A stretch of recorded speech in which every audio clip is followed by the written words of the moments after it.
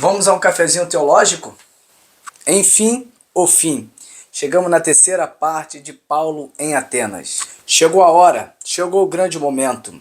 Paulo possivelmente sobe a um tablado em um lugar de madeira, um lugar elevado, aonde se apresentava ali aquele que ia discursar, aquele que era logógrafo, aquele que era o discursador, aquele que era advogado.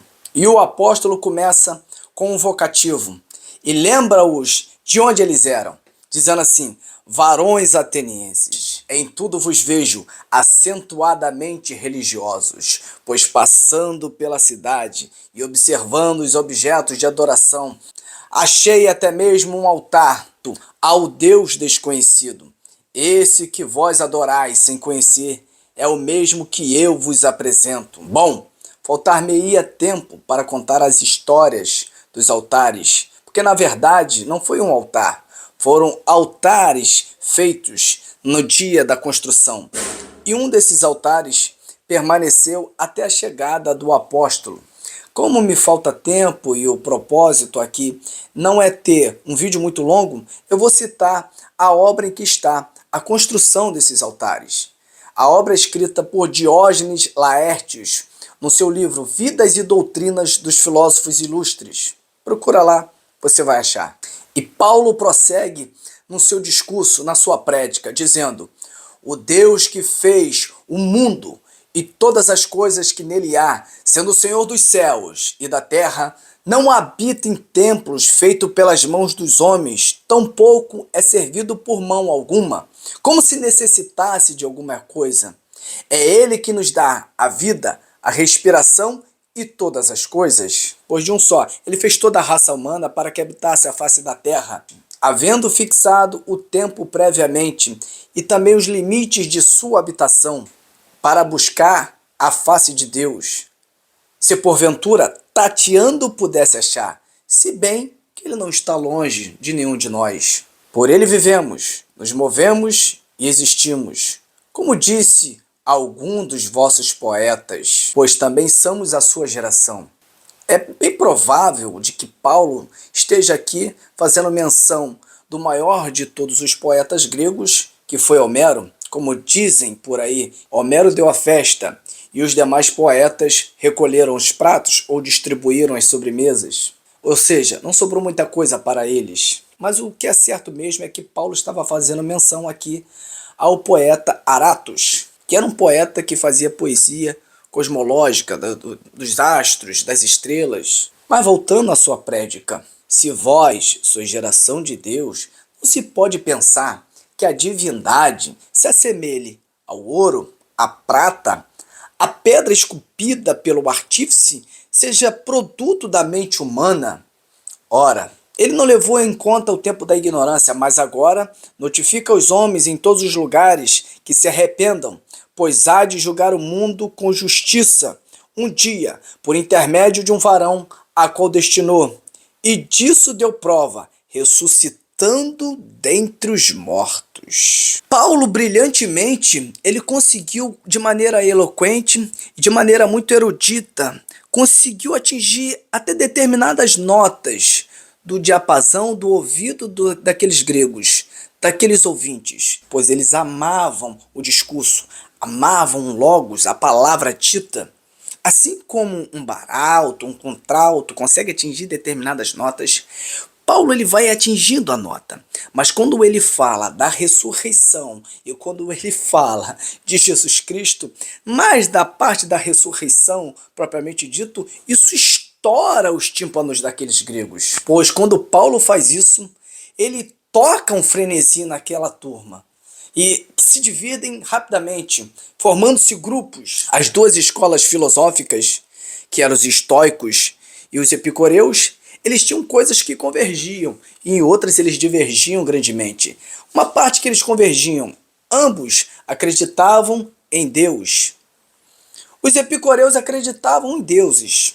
Só que a ideia de deuses para ele era o seguinte: os deuses viviam alheios à vontade humana, ou seja, deixavam os homens viverem por si mesmos. Já os estoicos acreditavam também em Deus, Só que numa concepção totalmente diferente. A ideia deles era de que Deus era o cosmo, era o universo.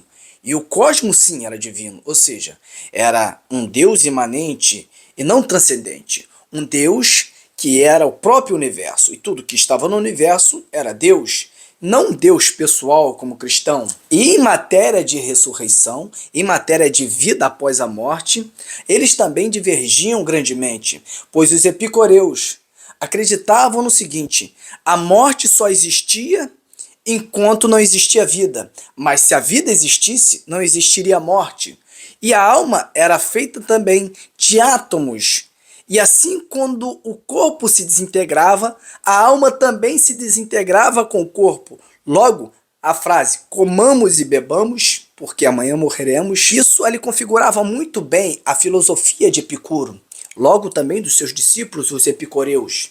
Agora, os estoicos, eles tinham um pensamento um pouco diferente em relação a isso.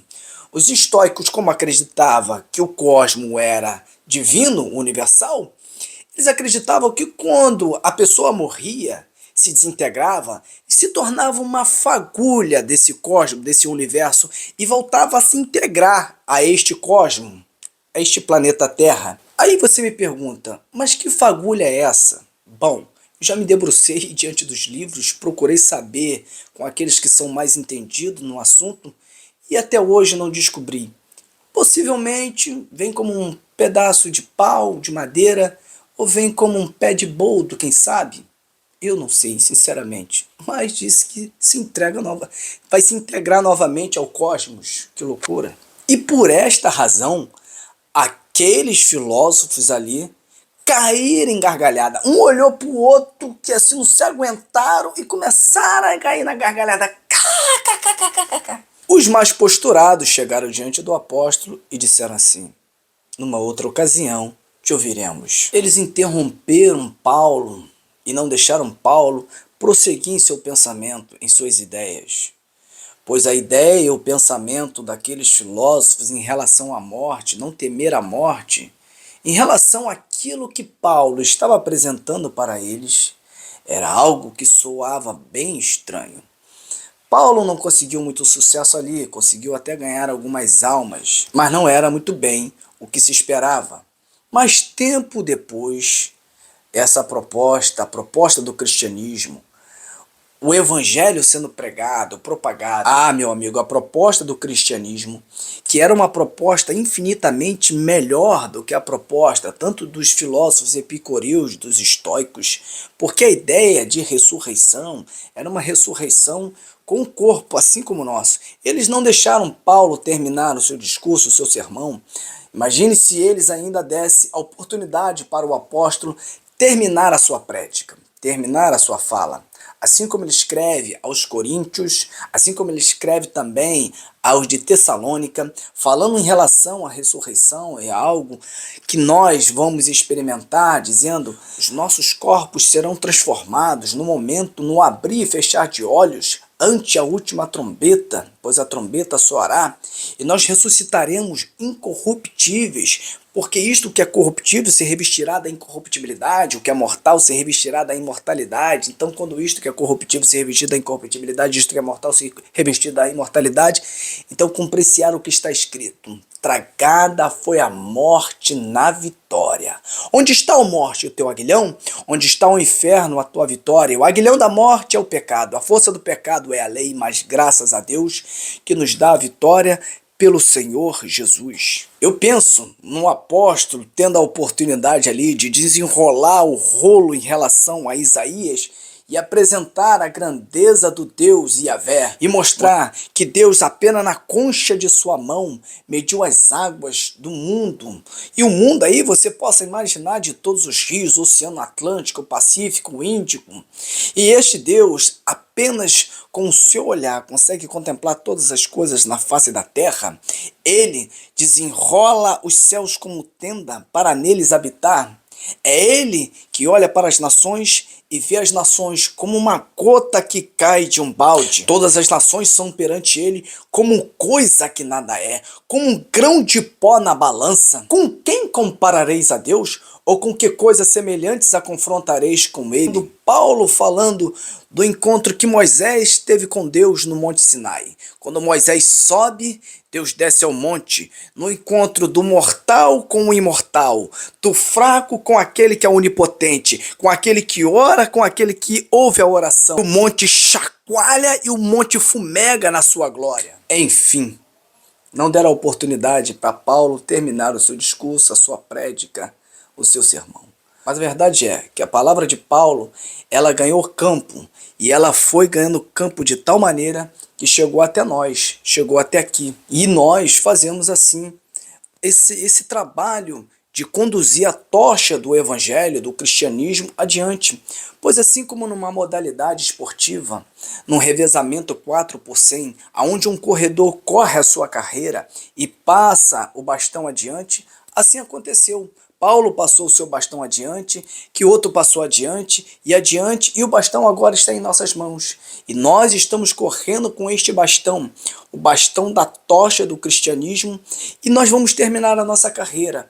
Mas antes de terminar a nossa carreira, nós temos que cumprir aquilo que o Senhor estabeleceu para nós. O ide e pregai o evangelho a toda criatura. Ainda que tenhamos também que enfrentar deboches como aqueles homens debocharam. De uns tempos para cá, e há também filósofos que debocham da fé, do cristianismo. Por exemplo, eu poderia citar aqui o de Gadara, Nietzsche, Friedrich Nietzsche, que escreve o seu livro Assim Falou Zaratustra, que na realidade era um louco que salta das páginas na vida deste próprio homem, que enlouquece e termina a sua vida em um sanatório. Este homem, certa feita, escreveu algo no seu livro chamado A Gaia, dizendo que um certo homem saiu com uma lanterna ao meio-dia, a gritar: procuro Deus! E chegou de repente uma feira, e nesta feira havia homens ateus, e esses homens começaram a debochar.